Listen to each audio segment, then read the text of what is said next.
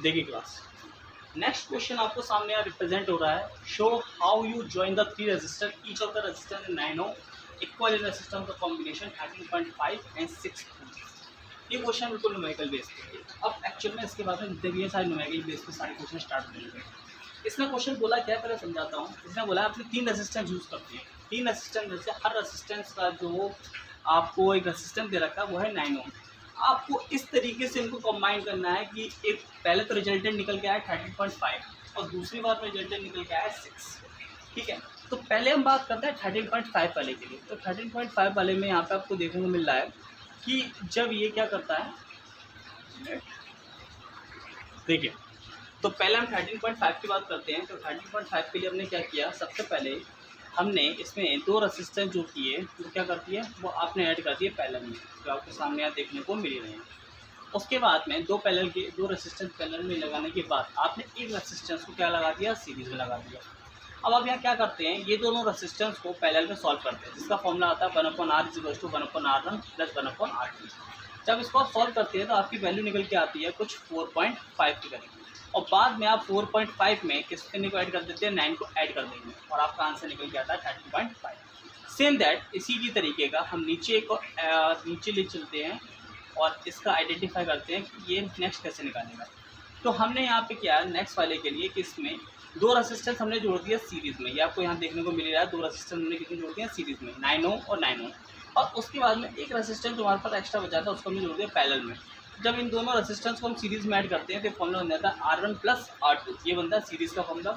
उसके बाद में जो भी फाइनल रेसिस्टेंस आएगा वो दोनों किस में ऐड हो जाते हैं, वो आपके ऐड हो जाएगा आपके पैरेलल में। देखिए इस तरीके से जब दोनों का आपने सॉल्व किया, यह निकल के आया 18 ओम। 18 ओम कौन सा आया, ये आपका आया सीरीज़ का। उसके बाद 1/9 वाला जो रेजिस्टेंस आया वो है पैरेलल का। जब आप इन दोनों को सॉल्व करते हैं तो सॉल्व करने के बाद में जो आपका रिजल्टेंट रेजिस्टेंस निकल के आता है वो आता है 6 ओम। इस तरीके के जो क्वेश्चन होते हैं उसमें आपको ये ध्यान रखने वाली बात है कि जो आपको सिर्फ फाइनल वैल्यू दे रहा है, आपको रेजिस्टेंस खुद कंबाइन करने हैं, आपको इनकी वैल्यू खुद आइडेंटिफाई करनी है कि किस तरीके से नया रेजिस्टेंस निकल के आएगा। तो यहाँ पर लॉजिक ये लगाना है आपको कि किस किस तरीके से आपको रेजिस्टेंस यहाँ पे इंक्रीज करना है।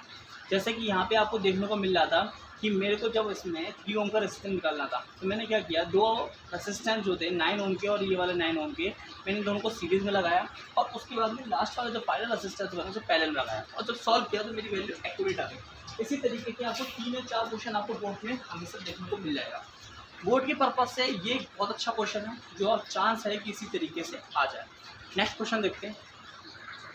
ठीक है, नेक्स्ट क्वेश्चन बोला है the metallic wire of the resistance R cut into the 10 parts. इसने बोला है कोई एक रेजिस्टेंस है उसको हमने 10 पार्ट्स में कट कर दिया, तो इसका मतलब 10 पार्ट्स में कट कर दिया। तो इसका फॉर्मूला बन गया कि अगर मानते हैं तो ओरिजिनल रेजिस्टेंस जो था वो आपका आर था, तो 10 पार्ट में जब कट कर देंगे तो नया रेजिस्टेंस जो आया वो क्या आया, R small R equal to R/10। 2 pieces of the each R join in the series.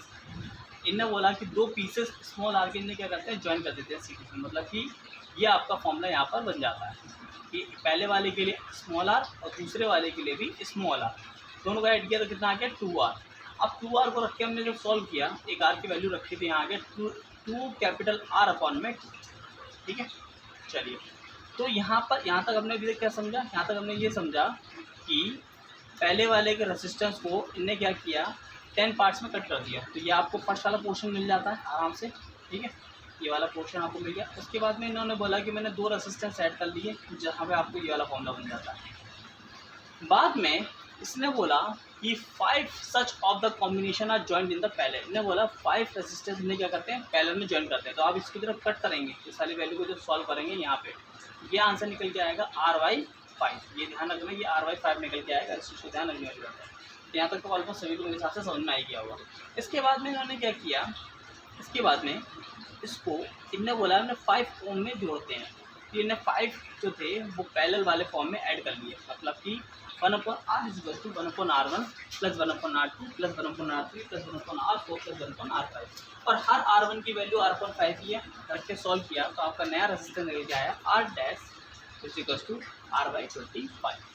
ये क्वेश्चन बहुत अच्छा है। पहले तो समझिए क्वेश्चन बोला है, पहले उसने बोला क्वेश्चन के अंदर कि मेरे पहले जो रेसिस्टेंस था उसको 10 पीसेस में कट कर दिया, मतलब कि जो नया रेसिस्टेंस कहते हैं उसे हम कह रहे हैं स्मॉल आर, और जो ओरिजिनल रेसिस्टेंस है उसे कह रहे हैं कैपिटल आर। तो कैपिटल आर को 10 पार्ट्स में कट कर दिया, मतलब 10 का डिवाइड कर दिया।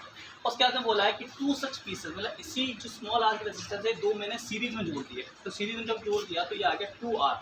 अब स्मॉल आर की वैल्यू होती है R/10, तो जब आप ईच की बात करेंगे तो ये आ जाएगा 5/R/5। उन्होंने बोला मैंने 5 एलिमेंट्स को एक साथ कनेक्ट कर देता हूँ पैरेलल में।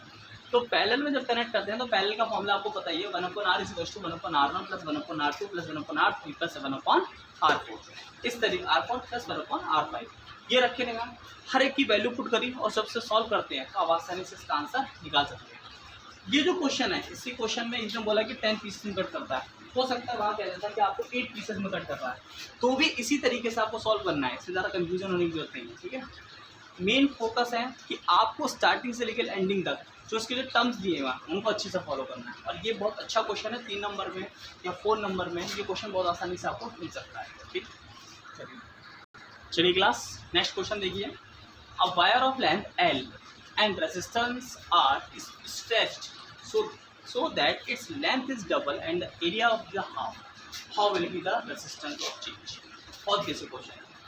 पहले तो मैं आपको बता देता हूँ कि इस तरीके से क्वेश्चन में अगर उसने बोला है लेंथ को डबल करा है और सपोज करो वो ये आपको मेंशन ही नहीं करता कि एरिया की कितनी वैल्यू कम हुई है या ज़्यादा हुई है, आपको नहीं बताता है, तो आपको ऑब्वियसली सी बात है दिमाग के अंदर ये पॉइंट लगा लेना चाहिए कि अगर लेंथ को डबल किया गया है तो एरिया ऑब्वियसली सी बात है कितना हो जाएगा, हाफ हो जाएगा। बिकॉज ऑफ दैट, क्योंकि रेसिस्टेंस के अंदर जो रेसिस्टेंस होता है वो डायरेक्टली क्वेश्चन होता है लेंथ के, पर जबकि इन्वर्सली क्वेश्चन होता है एरिया के। तो अगर मैं लेंथ को वैल्यू को 2 टाइम्स इंक्रीज करता हूँ, जैसा कि यहाँ पे मुझे नीचे मेंशन हो ही रहा है तेरा, ठीक है, अगर मैं लेंथ की वैल्यू को 2 टाइम्स इंक्रीज करता हूँ और एरिया की वैल्यू 2 टाइम्स कम करता हूँ, तो जो नीचे 2 दे रखा है ये वाला जो 2 है ये कहाँ पहुँच जाएगा, ऊपर पहुँच जाएगा और ये आ जाएगा 4। अगर मैं मान के चलता हूँ मेरा ओरिजिनल रेसिस्टेंस जो है वो ये R रो L/A है, तो फॉर्मूला बन जाएगा 4 × R। तो इस क्वेश्चन को थोड़ा सा और अलग वे में समझते हैं कि सपोज दैट अगर यही क्वेश्चन उल्टा कर दें कि मैंने बोला लेंथ को मैंने कर दिया हाफ पर एरिया को कर दिया डबल, तो क्या होगा, तो जो वैल्यू आपको यहाँ पे 4 टाइम्स इंक्रीज होता हुआ दिख रहा है सेम दैट यही क्या हो जाएगा 4 टाइम्स डिक्रीज होगा। अब आता है इसका सेकंड पोर्शन जिसमें लिखा है रेसिस्टिविटी चेंज। क्या रेसिस्टिविटी पे कोई फर्क पड़ेगा, तो इसको जरा हम थोड़ा सा एनालाइज करते हैं कि रेसिस्टिविटी की क्या क्या पॉइंट्स होते हैं। तो यहाँ पे एक स्टेटमेंट दिया हुआ है, resistivity of substance does not depend on the length and the cross section area, it is depend on the nature of material and temperature. अच्छा, यहाँ पर एक चीज़ देखते हैं, आपसे एक छोटा सा टर्म्स पूछा गया कि रेसिस्टिविटी किस किस चीज़ों पर डिपेंड नहीं करती है। तो रेसिस्टिविटी जो होती है वो लेंथ और क्रॉस सेक्शन एरिया पर डिपेंड नहीं करती है, जबकि रेसिस्टिविटी की डिपेंडेंसी जो होती है वो नेचर ऑफ मटेरियल, मतलब किस तरीके का मटेरियल वायर यूज़ कर रहे हैं उस पर, साथ में क्या टेम्परेचर मेंशन हो रहा है उस चीज़ों पर ये डिपेंड करता है। तो मतलब आपसे एक छोटा सा बेसिक क्वेश्चन आ सकता है कि how many factor will you involve to the increasing and the decreasing of the resistivity. तो इंक्रीजिंग और डिक्रीजिंग अगर रेसिस्टिविटी को करना है तो इसके लिए आपको नेचर ऑफ मटेरियल और टेम्परेचर का ध्यान रखना पड़ेगा। ठीक है, अगर आप बोले रेसिस्टिविटी किन किन फैक्टर्स पर इन्वॉल्व नहीं होती है, तो रेसिस्टिविटी जो होती है लेंथ और क्रॉस सेक्शन एरिया पर डिपेंड नहीं करती है। बहुत अच्छा क्वेश्चन था, इसको ये क्वेश्चन ज़्यादा से ज़्यादा 2 मार्क्स का रहेगा, इससे ज़्यादा नहीं आ सकता। चलिए नेक्स्ट क्वेश्चन देखते हैं। नेक्स्ट क्वेश्चन में इसमें दिया हुआ है, ज़रा मैं इसको ऊपर करता हूँ तो फिर आइडिया लगेगा कि कोई और क्वेश्चन है। ये resistivity of copper is lower than aluminium which turn off lower that the concept. अब इस क्वेश्चन को पहले ही ऊपर वाला पढ़ते हैं फिर नीचे वाला भी देखते हैं, फिर साथ में इसके आंसर डिस्कस करेंगे। फर्स्ट वाले में तो ये बोला है कि जो कॉपर की रेसिस्टिविटी जो होती है वो लो होती है, जबकि एल्यूमिनियम की रेसिस्टिविटी ज़्यादा होती है। उसका रीज़न अभी लिखने नीचे, बट इसका सेकंड पोर्शन बहुत अच्छा है। इस सेकंड पोर्शन को देखिए, इसमें वायर्स देखे गए A B C D E और F। हर वायर की एक पर्टिकुलर लेंथ दी गई है जो आपको यहाँ पे मेंशन हो ही रही है, ये रही लेंथ सारी, और यहाँ पर सबके डायमीटर लिखे गए हैं, ये रहे आपके डायमीटर, और मटेरियल सारे यूज हुए हैं और सबके आगे रेसिस्टेंस लिखे गए हैं। अब यहाँ पर बोला गया है which wire has maximum resistance and Y. तो पहले हम इसके आंसर चेकआउट करते हैं और समझते हैं। तो आपसे बोला गया है which of the wire has higher maximum resistance. तो अगर सबसे ज़्यादा रेसिस्टेंस किसका होगा, अगर बोला जाए सबसे ज़्यादा रेजिस्टेंस इनमें से किस वायर का होगा, तो यहाँ पर आप ये याद कर लीजिए, जिस वायर की लेंथ जितनी ज़्यादा और डायमीटर जितना कम, उसका रेजिस्टेंस उतना ही ज़्यादा।